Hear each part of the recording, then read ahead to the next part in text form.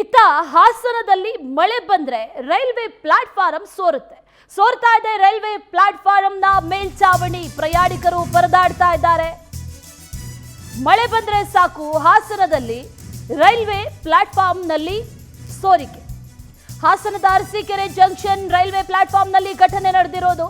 ಮಳೆ ಬಂದ್ರೆ ಸಾಕು ಪ್ಲಾಟ್ಫಾರ್ಮ್ನಲ್ಲಿ ಪ್ರಯಾಣಿಕರು ನಿಲ್ಲೋದಕ್ಕೆ ಆಗದೆ ಇರುವಂತಹ ಪರಿಸ್ಥಿತಿಯಲ್ಲಿ ಕೂಡಲೇ ಮೇಲ್ಚಾವಣಿಯನ್ನ ದುರಸ್ತಿ ಮಾಡಬೇಕು ಅಂತ ಪ್ರಯಾಣಿಕರು ಒತ್ತಾಯವನ್ನ ಮಾಡ್ತಾ ಇದ್ದಾರೆ. ಮಳೆ ಬರ್ತಾ ಇದೆ, ನಿಲ್ಲಬೇಕು ಒಂದೆರಡು ನಿಮಿಷ ಅಂತ ಅಂದ್ರೂ ಅಲ್ಲಿ ನಿಲ್ಲೋದಕ್ಕೆ ಆಗದೆ ಇರುವಂತ ಪರಿಸ್ಥಿತಿ.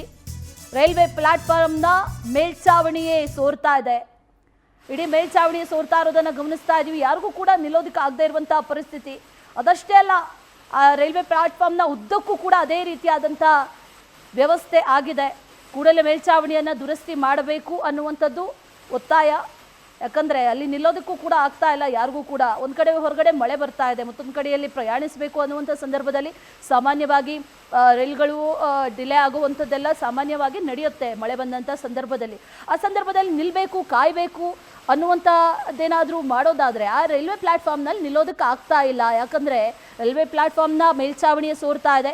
ಆದಷ್ಟು ಬೇಗ ಇದನ್ನು ದುರಸ್ತಿ ಮಾಡಿಸ್ಕೊಡಿ ಅಂತ ಪ್ರಯಾಣಿಕರು ಒತ್ತಾಯಿಸ್ತಾ ಇದ್ದಾರೆ.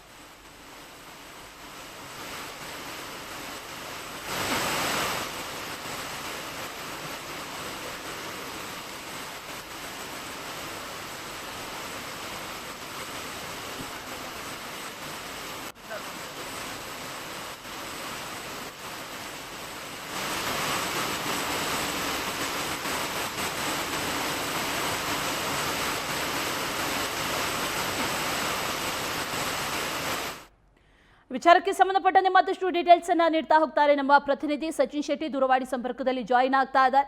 ಸಚಿನ್, ಗಮನಿಸ್ತಾ ಇದೀವಿ ಎಂತ ಅವ್ಯವಸ್ಥೆ ಅಂತಂದ್ರೆ, ಮಳೆ ಬರ್ತಾ ಇದೆ, ರೈಲ್ ಡಿಲೇ ಆಯಿತು ಅಂತ ಕಾಯಬೇಕು ಅಂತಂದ್ರೆ ಕಾಯುವಂತ ಪರಿಸ್ಥಿತಿ ಕೂಡ ಇಲ್ಲಿ ಇಲ್ಲದೆ ಇರುವಂತನ್ನ ಗಮನಿಸ್ತಾ ಇದೀವಿ. ಇದನ್ನ ಯಾರ್ದಾದ್ರೂ ಗಮನಕ್ಕೆ ತಂದಿದ್ದಾರಾ? ಜೊತೆಗೆ ಸರಿಪಡಿಸುವಂತ ಒಂದಷ್ಟು ಭರವಸೆಯನ್ನಾದ್ರೂ ಕೊಟ್ಟಿದ್ದಾರಾ? ಡೀಟೇಲ್ಸ್ ಏನಿದೆ ಇದ್ರ ಬಗ್ಗೆ? ಅಶ್ವಿನಿ, ಈ ಒಂದು ಘಟನೆ ನಡೆದಿರ್ತಕ್ಕಂಥದ್ದು ಹಾಸನ ಜಿಲ್ಲೆಯ ಅರಸೀಕೆರೆ ರೈಲ್ವೆ ಜಂಕ್ಷನ್ ಅಲ್ಲಿ ಇಂತಹ ಒಂದು ಪರಿಸ್ಥಿತಿ ನಿರ್ಮಾಣ ಆಗಿರತಕ್ಕಂಥದ್ದು. ಈಗಾಗಲೇ ಏನು ಆ ಒಂದು ರೈಲ್ವೆ ನಿಲ್ದಾಣವನ್ನ ಮೇಲ್ದರ್ಜೆಗೆ ಏರಿಸೋದಕ್ಕೆ ಪ್ರಸ್ತಾವನೆ ಕೂಡ ಸಲ್ಲಿಸಲಾಗಿತ್ತು. ಹೀಗಾಗಿ ಒಂದಷ್ಟು ಕೆಲಸ ಕಾರ್ಯಗಳು ನಡೀತಿದೆ ಅಂತ ಹೇಳ್ಬಿಟ್ಟು ರೈಲ್ವೆ ಇಲಾಖೆ ಅಧಿಕಾರಿಗಳು ಮಾಹಿತಿ ನೀಡಿರೋದು. ಆದ್ರೆ ಪ್ರಯಾಣಿಕರಿಗೆ ಸರಿಯಾದ ವ್ಯವಸ್ಥೆ ಮಾಡ್ಬೇಕಾಗಿರತಕ್ಕಂಥದ್ದು ರೈಲ್ವೆ ಇಲಾಖೆಯ ಜವಾಬ್ದಾರಿ. ಅಂದ್ರೆ ಈಗಾಗಲೇ ಮಳೆ ಆರಂಭ ಆಗಿದೆ.